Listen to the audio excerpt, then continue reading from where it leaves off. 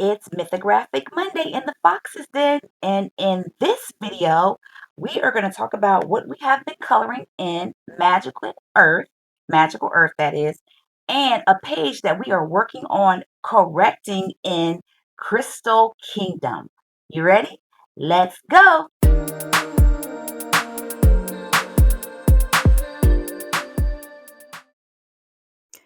All right, well, we are going to jump right in. As you'll see from this clip, I am working on creating a glow. I've always wanted to try to do this, and I have attempted several times, and I was not very successful at it. But I had watched a video on Snickerdoodling's channel, and I've also been looking at some completed pages on Instagram, and I was like, okay, this is my opportunity to try this glow thing again. And another reason why I tried it was because what was I gonna do with these little elements? I mean, are they rocks? Like, what are they really? Okay. So I was like, okay, they're gonna be some little glow elements. So what you see me doing is I'm really trying to, because I had already laid down like the cream and the light yellow color that I wanted to use for the glow, but I saw that I needed to make um like the bottom of it a lot darker. I noticed it's the contrasting colors that really brings out the glow of whatever the lighter color is that you use. So that is what you see me doing right now. All right, am I the only one who does this? So as I was down there trying to make the area darker, I noticed that I didn't color part of my deer's leg. I was like, just when you think you finished, you're not finished. Okay. So I thought that was funny. One thing I will say this Magical Earth right now, of all the mythographic books that I currently have, it's my favorite. And why is it my favorite? Because it has like flowers and there's a lot of things in there that I like to color, and I can look at the picture and determine what those items are. How about that? There's flowers, there's trees. Yes. So right now it is in first place. I did do a little bit of research on these mythographic books, and the first book that was created was Magical Earth. So imagine that. And also, there are 17 books in the series, and the next book comes out in November of 2025 this year, and it's called Wolf Moon. Ooh, all right. So I'm continuing to use those light colors to expand the glow. A lot of times I notice that when I overuse the color, I would go in with a Prismacolor white pencil to help dial back the color. So I actually look, I sped the video up. I went in and I made like the outer rim of the deer more pronounced because I was like, okay, this is not glowing the way I need it to glow. So let me go to the item that I want it to glow around and make it darker on the edges. Again, just going back and forth, looking at other people's pages to see just how they got this effect, and also just referring to Snickerdoodling's video. So, do you know how to do this? Do you know how to do this glow effect? I want to be able to do it with any color. That is my goal, to be able to take any shade and make it glow. I mean, because, there's always a light, a medium, and a, dark. So, that is my goal, to be able to do this, with any shade. So I think the little deer he's looking okay. I used some metallic pins on his antlers. I don't know about those metallics, y'all. Yeah, maybe I just don't know where to use them. That's probably it. Operator error. Yeah, do you have any metallic pens? They're like metallic and they're water based.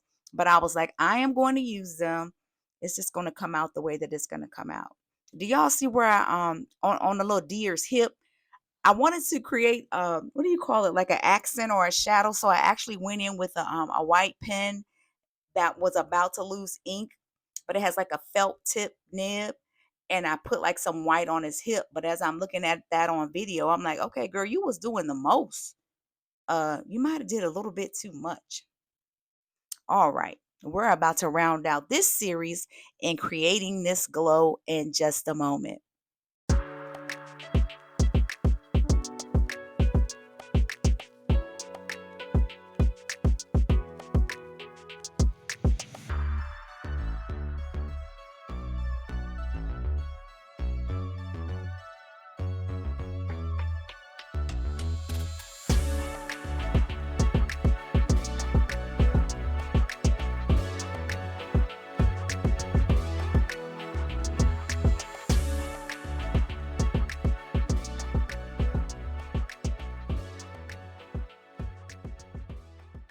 Here we have it, the completed page. Yes, I like the way it turned out. Um, I like how the glow turned out. I mean, I'm patting myself on the back. How about that? Yes. So for the background, I actually used a alcohol marker. It was a dark color alcohol marker. I mean, and Lord knows it was a bit tedious going through the branches, but that's what I used for the background. For the trees, I use metallic water-based, they're like little markers, but they remind me of pens. I'm gonna have to review that. I'm gonna have a video that says supplies I have, but I just started using them and I didn't review them because I was having fun. I'm gonna have a video with that, but I used some little metallic water-based markers for that. And a little girl with her blanket. So I am very proud of the deer and how it turned out. Again, this is from the Magical Earth book. It's the very first one that they created based on my research, and I really like it. It didn't take me long to finish this page because I actually liked it. So, guess what's next? Okay, so this page was jacked up. When I say jack, I mean jacked in the beanstalk up. Watch how I fixed it. Let's go. Okay, so I just want to show you the part that looks crazy. All we have is yellow and purple. I don't know, was it supposed to be a Lakers house or what? But I did a little consultation, and someone was like, because they asked me, they were like, okay, well, what were you going for? And I really didn't know at the time. But I was like, you know what? At this point, do you think I can make it look golden? Can it look like a gold house? And they were like, yeah, you sure can, because I mean, basically, I already had the lemony or like light color all over the castle. So what you see me doing here is adding like a dark sepia or chocolate, and then a goldenrod, and then another, I can't think of the other color, but just trying to turn this, was it the Lakers? Who's purple and gold? Purple and yellow. This Lakers house into a golden house. So I just kind of wanted to show the process that I did while doing this. And I'm going to zoom in a little bit to the side that's already complete. All right, so I did a little zoom in on the area that I had already completed. You'll see it looks very chocolatey at the top. But then as you go down, you'll see that goldenrod and yellow OCHRE, orchard. Somebody got to tell me how to pronounce that when they go live. But yes, I am enjoying correcting this. This is still a work in progress. I'm by no means done with this, because then once I, made it look golden, I was like, okay, so what do I do with the windows? And I still have the top to go, but it just goes to show you that, sometimes you can just get a little consultation on your page that you've, was about to throw in the trash. Well, no, just hide forever. Okay.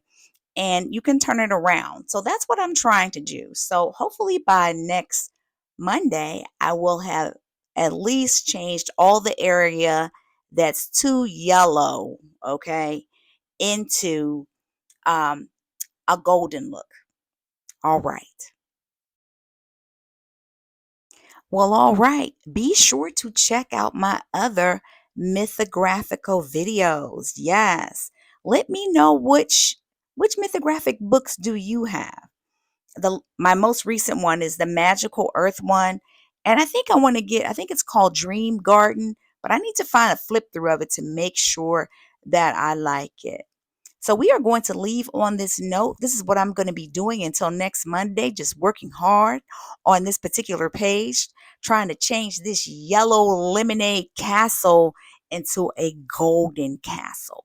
Remember, anything that you mess up or that you think is like, not up to par, that thing can be turned around. Just get you a little bit of input. That's all it takes. Remember to watch the next videos, my next mythographic videos. Until next time, we just gonna leave me working on this castle. Keep it foxy. Peace.